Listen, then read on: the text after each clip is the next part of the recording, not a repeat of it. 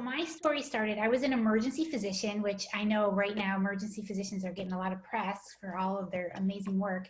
But I was working in the ER for 10 years in Colorado, and I started to get joint pains. It started with my fingers, and I started getting pain with breathing, and I started having aches, weird aches and pains in different muscles around my body. And I was diagnosed with lupus, and it was shocking to me because I thought I was healthy. I was young. I was in my 30s. I just got married. I'd moved to Colorado. Like, I was at the top of my game as a doctor. I was invincible, like truly. And it blindsided me. And I was knocked down, and I was really sick, and I was put on Plaquenil and then high dose steroids and then methotrexate, which is a type of, it's almost like a cancer drug. And it's used for autoimmune diseases. And the pills didn't work, so I had to inject myself twice a week. And oh, it was brutal. And I started feeling these side effects, and I blew up from the high dose steroids, and I felt achy, and I still hurt. And I kept seeing patients, and I would ask my doctor, is it my lifestyle? Because I work nights, I would work in the ER, and they always said, no, it's not, it just happens. We don't know why, it just happens. So I kept working, and I kept getting sicker and sicker. And I had to go on 2 other medications, Cellcept, which is an anti-cancer drug, and it was to protect my kidneys, which were being affected badly. And I had to go on blood pressure medicine because my kidneys were affected, my blood pressure was affected. And then I had to go, all those medications, especially the prednisone, elevated my cholesterol, so I had to go on cholesterol medications. Then I couldn't sleep because I was on, it was terrible. It was a nightmare, and I was crying every day. I was so depressed, and I was so scared. And I know lupus is an autoimmune disease where you make antibodies to your blood vessels, to your joints, to your kidneys, to your lungs, to your heart, to your brain. It affects all of that. And I was feeling it. It was affecting me. And I'd seen young women die in the ER right in front of me. And I knew kind of what was happening. And I was really sick. And so my doctor said, well, we have some experimental drugs. We'll try them and see how you do. And I thought, oh my God, I'm already to the stage of experimental drugs. Like, I'm in trouble. I'm going to die. And I was so anxious. So I started Googling, well, what can I do? I didn't know that diet even played a role. I had no idea. I was eating the standard American diet. And I started Googling diet and lupus and lifestyle lupus. And I came up with, I started learning about plant-based diets. And so I flew out to a conference. It happened to be Dr. Furman. And I started to see some of the data. I started to see the patients that he had helped and how going on a plant-based diet had helped them. And he was so convinced that this was the answer. So I became convinced that this was the answer. And I flew back, and I started to read everything I could about plant-based diets. I read the China study in one night.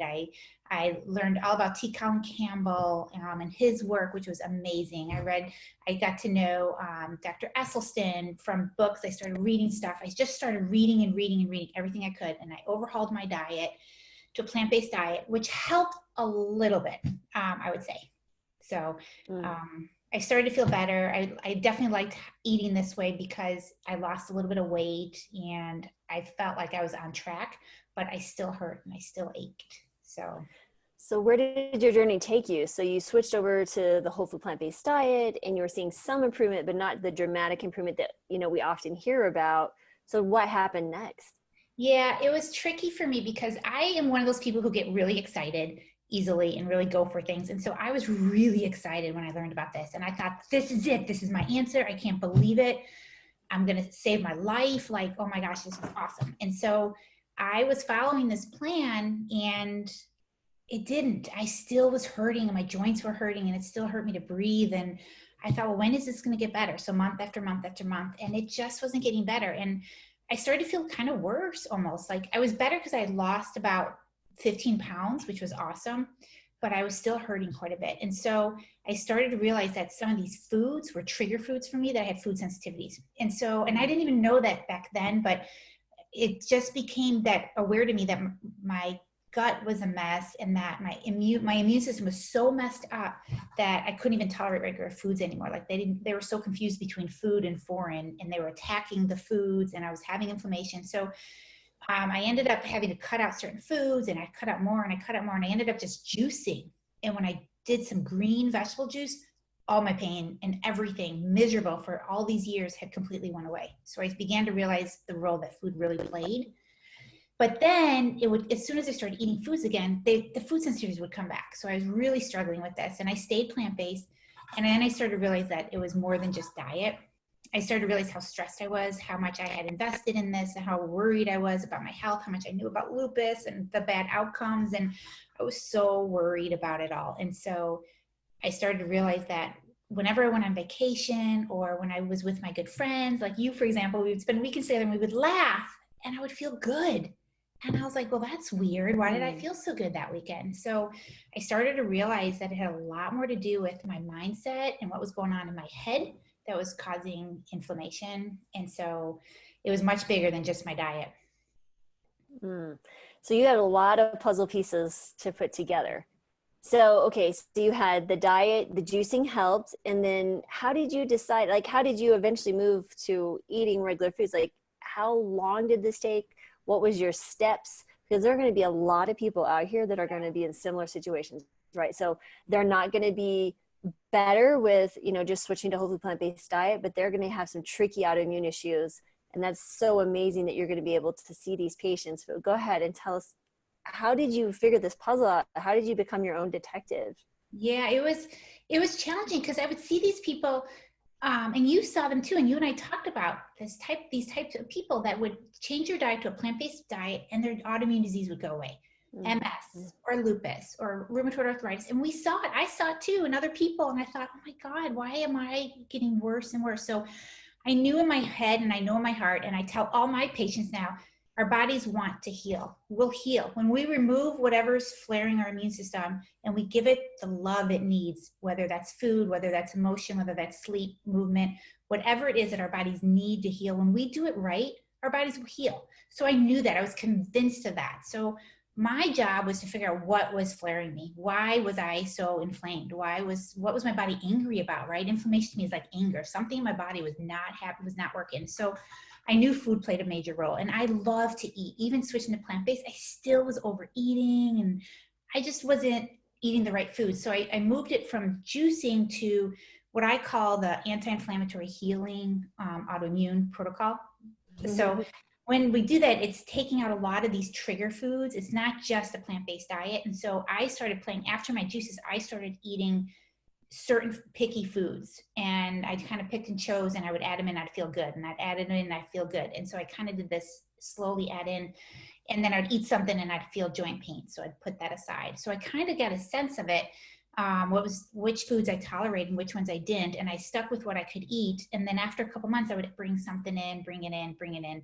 It took me a couple of years, probably about 3 years, to be able to finally get to eat certain foods again.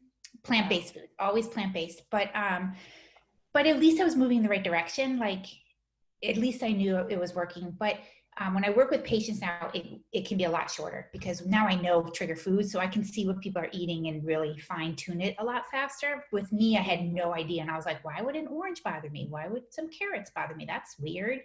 So I didn't really know at all, but now I do. Now I can see it and kind of get a sense. So when you mentioned this, you know, anti-inflammatory autoimmune protocol diet, is this something that you created, correct? Well, I did. I tweaked a lot of things that I had seen from other people that were healing. So I knew a whole food plant-based diet. That's no question. The data is so strong on it that there's no way I could do anything else. So I knew that.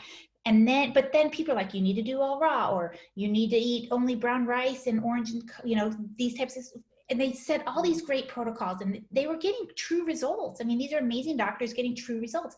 I read probably 5 or 6 of them, and I worked with all of them. They were all lovely, wonderful, amazing doctors, but none of it healed me. And some of them got me worse, and I know that their protocols were working for other people, but I was like, what am I doing? My body was just so inflamed, I think. And it always starts in the gut, which I teach people. And so I had to heal my microbiome. I had to heal that gut lining, and so that these food sensitivities would go away. And a lot of that has to do with your mindset and your sleep, and all of that helps to get your body in balance. And so I just started working. I stopped focusing so much on the food. Once I had kind of pared it down to some of the healing foods that I thought for me, then I started working on my mindset, my stress, my emotions, my worry about everything, my feelings that I should be better. Why aren't I better? And I started to work on all that. And that's when I think I started to notice some real bigger changes. Mm.